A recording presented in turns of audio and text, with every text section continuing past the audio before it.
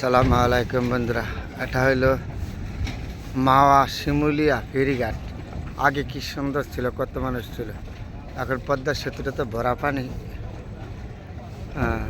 যেমন সেতু এখন খুব সুন্দর না। আর হলো এই যে মাওয়া ফেরিঘাট, এই যে ট্রলারগুলি বাঁধে রাখছে।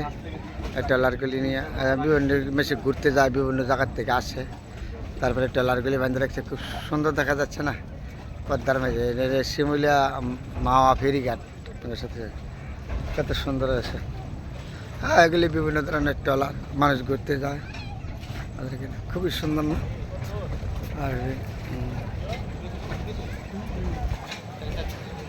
নদীতে না আগের মতন নাই, আগের মতন ভরে গেছে তো। এখন আর আগের মতন নদী নেই তো, নদী নালা ভরে গেছে না। আগের মতন তার সেরকম নদী নেই। তারপরও খুব সুন্দর দেখা যাচ্ছে না, ঠিক বিকালবেলা পদ্মার পাশ থেকে।